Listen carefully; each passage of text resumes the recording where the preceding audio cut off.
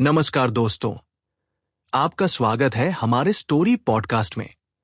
चलिए शुरू करते हैं कहानी। गोदान भाग 36। लेखक मुंशी प्रेमचंद।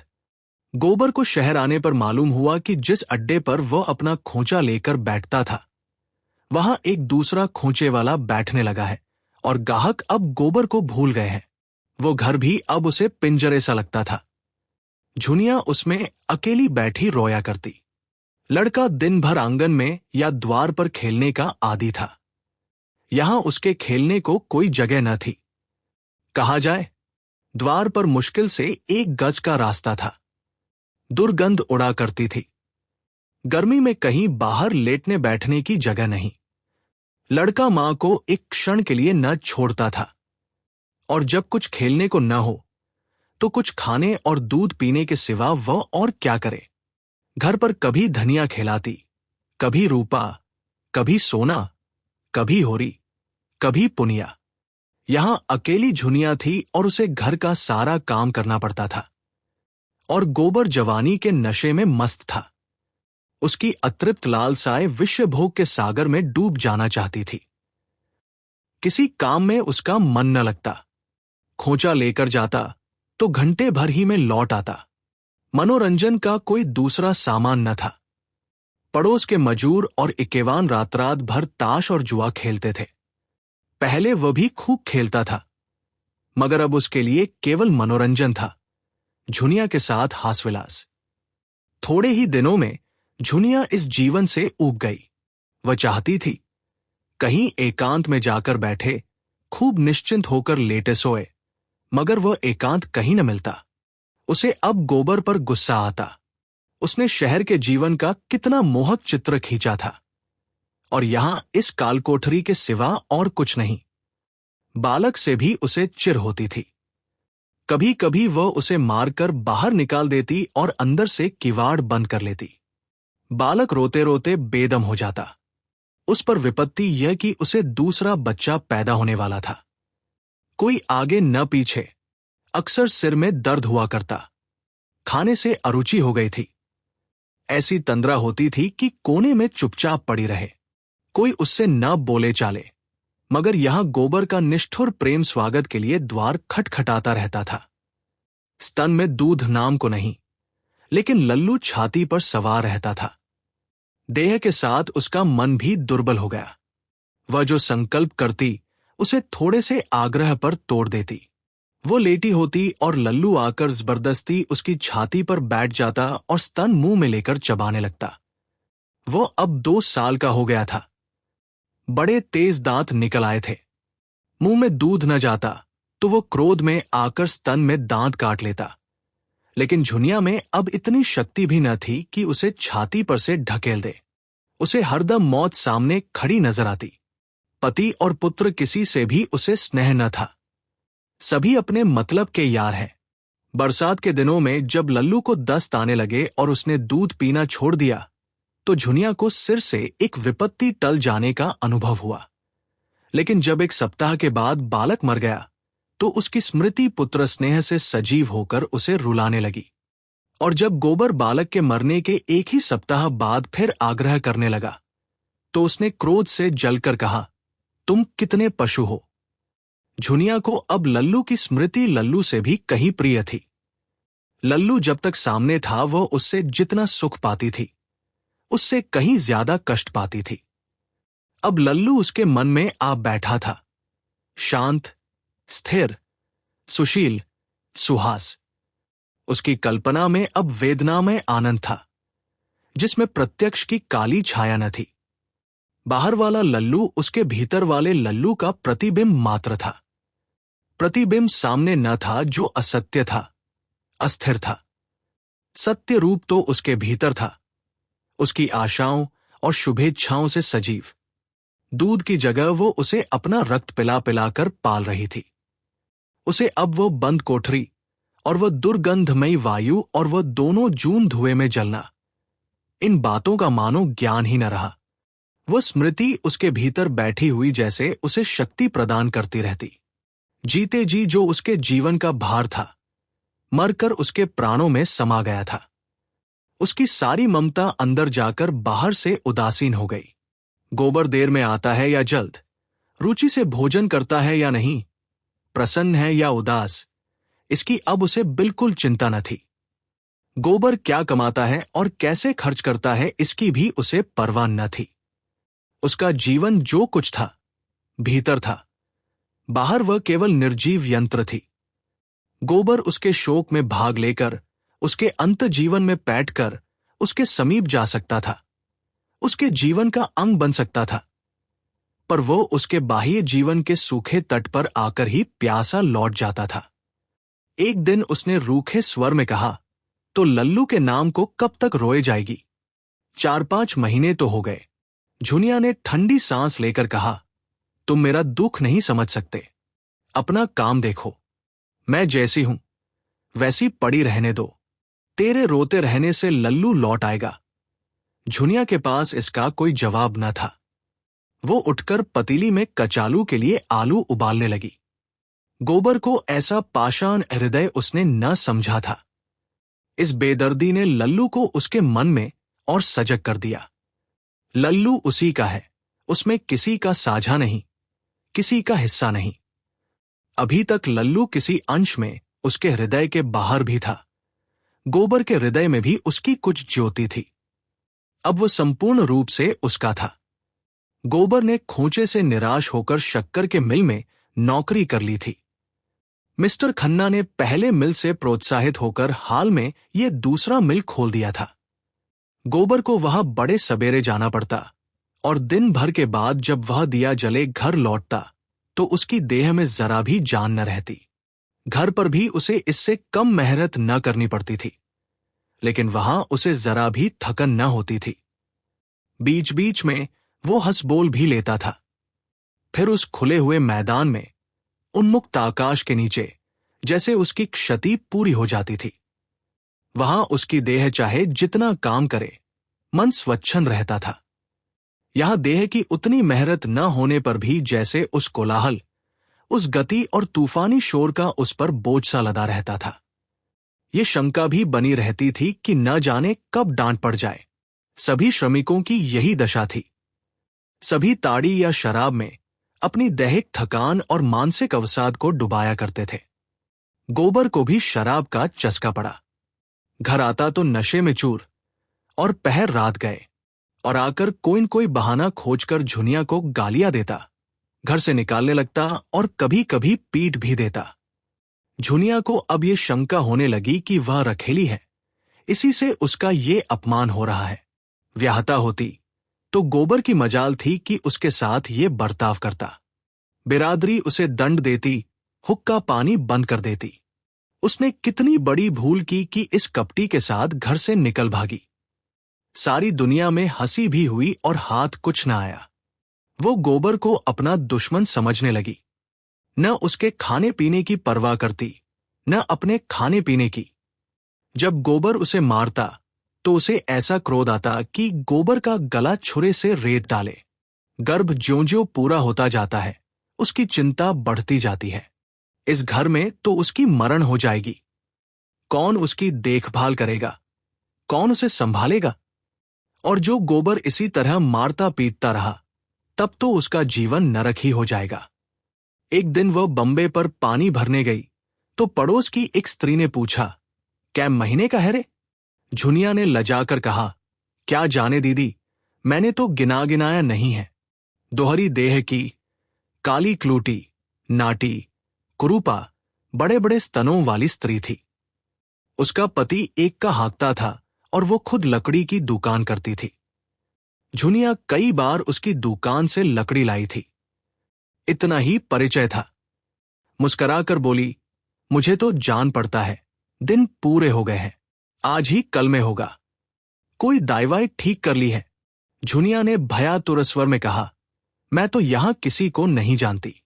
तेरा मर्दुआ कैसा है, जो कान में तेल डाले बैठा है? उन्हें मेरी क्या फिक्र? हाँ, देख तो रही हूं। तुम तो सौर में बैठोगी। कोई करने धरने वाला चाहिए कि नहीं? सासन नद, देवरानी जेठानी कोई है कि नहीं? किसी को बुला लेना था।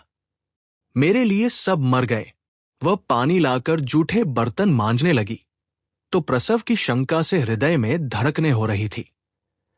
सोचने लगी, कैसे क्या होगा भगवान? ओह, यही तो होगा, मर जाऊंगी।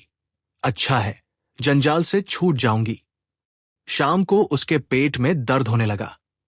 समझ गई विपत्ति की घड़ी आ पहुंची।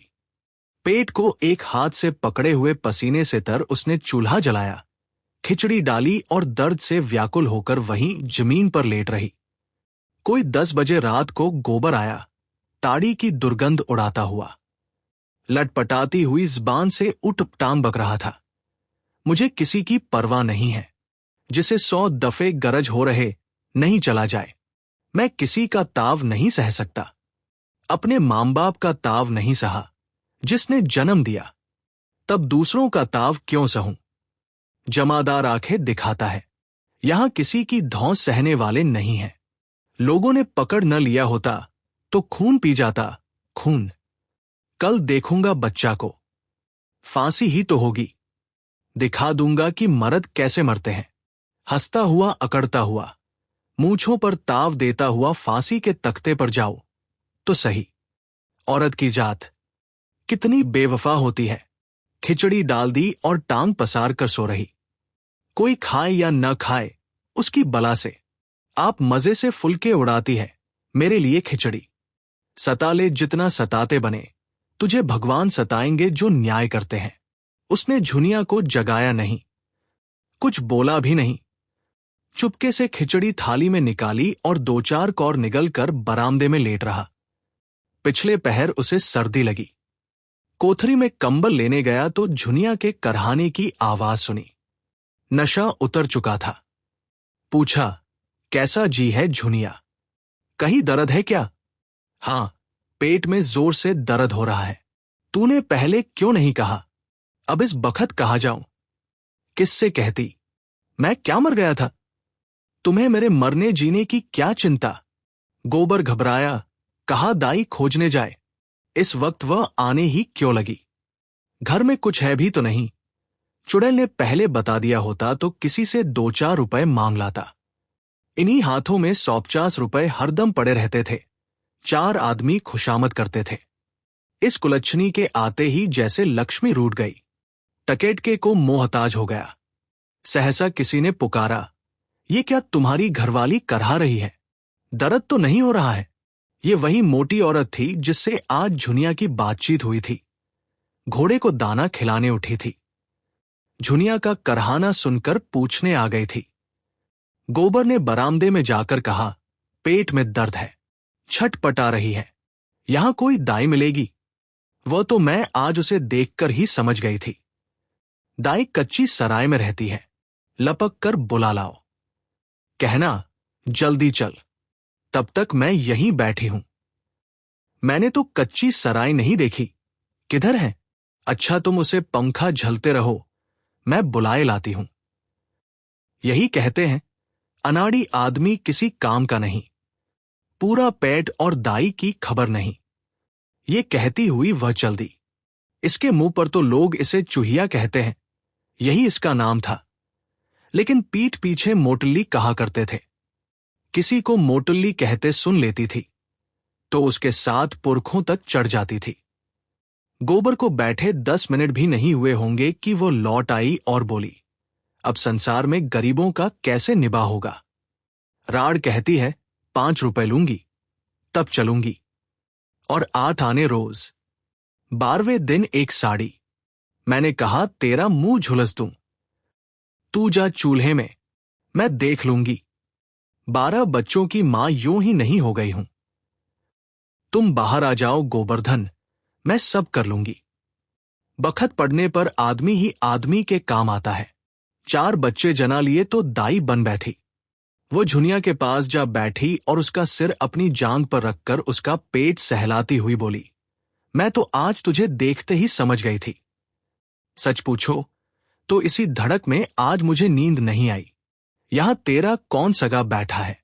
झुनिया ने दर्द से दांत जमाकर सी करते हुए कहा, अब न बचूंगी दीदी। हाय, मैं तो भगवान से मांगने नहीं गई थी।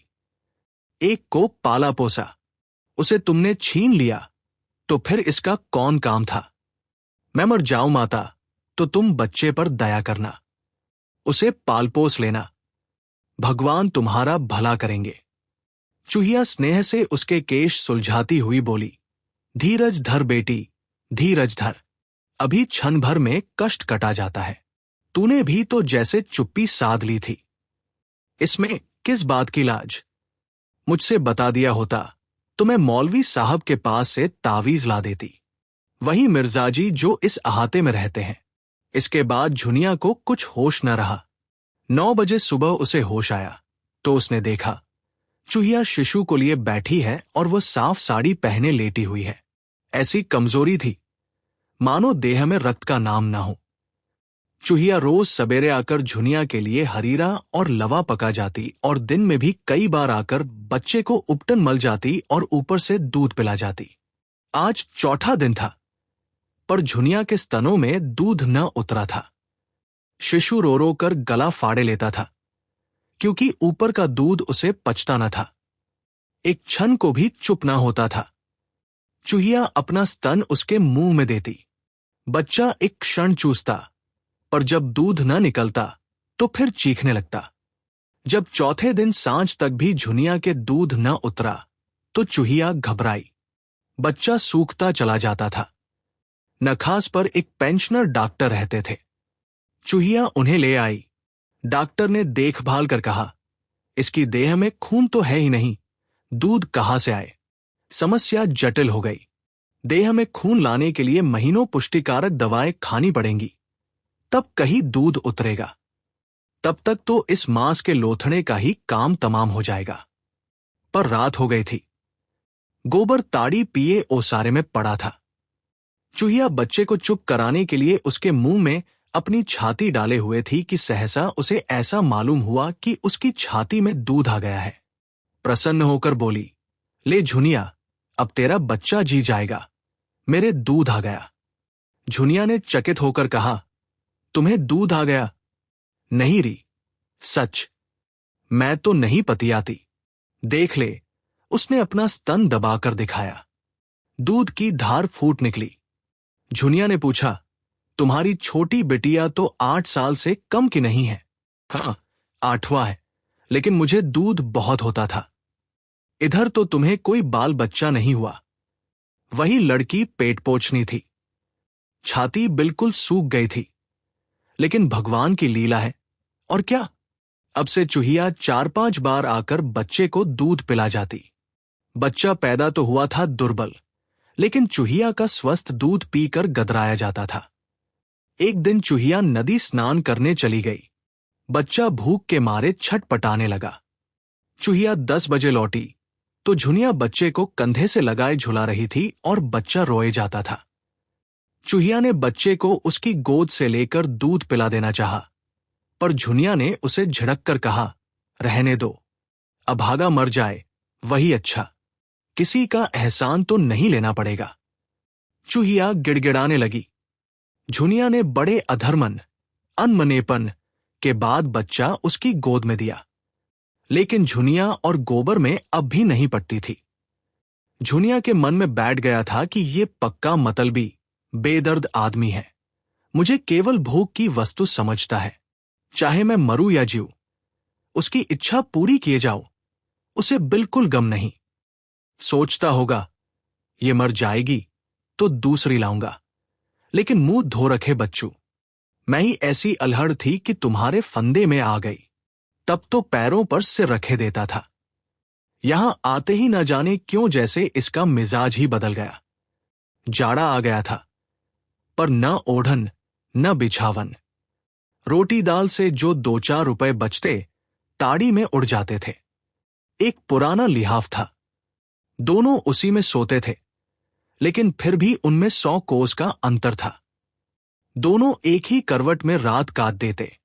गोबर का जी शिशु को गोद में लेकर खिलाने के लिए तरस कर रह जाता था। कभी कभी वह रात को उठाकर उसका प्यारा मुखड़ा देख लिया करता, लेकिन झुनिया की ओर से उसका मन खिंचता था।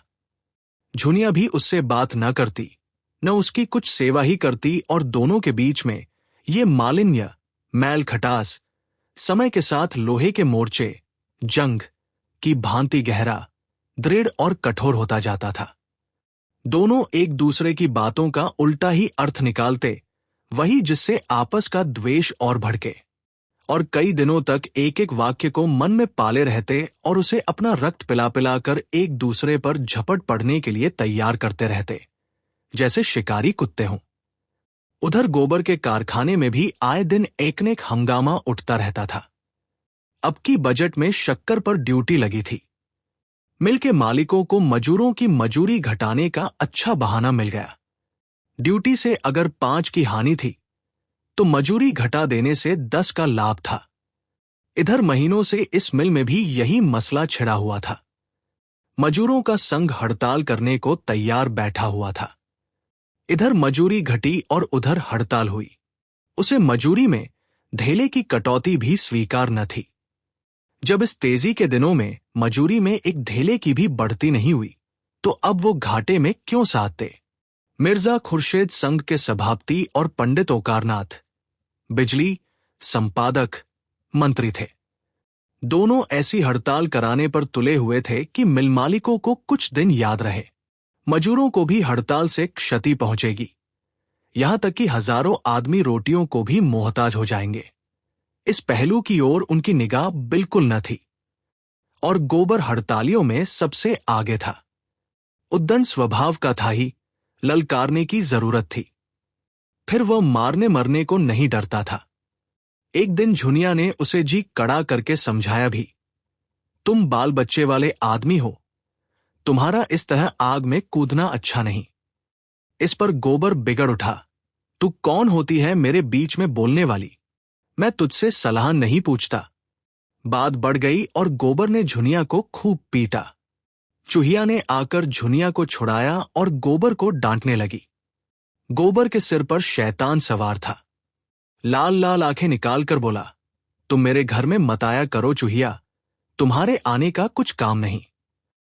चूहिया ने व्यंग्य के साथ कहा, तुम्हारे घर में नहीं आऊंगी तो मेरी रोटियां कैसे चलेंगी, यहीं से मांग जांच कर ले जाती हूं, तब तवा गरम होता है। मैं न होती लाला तो ये बीबी आज तुम्हारी लाते खाने के लिए बैठी न होती। गोबर घूंसा तान कर बोला, मैंने कह दिया मेरे घर में न आया करो, तुम्ही ने इस चुड़ैल का मिजाज आसमान पर चढ़ा दिया है। चूहिया वही डटी हुई निहशंक खड़ी थी।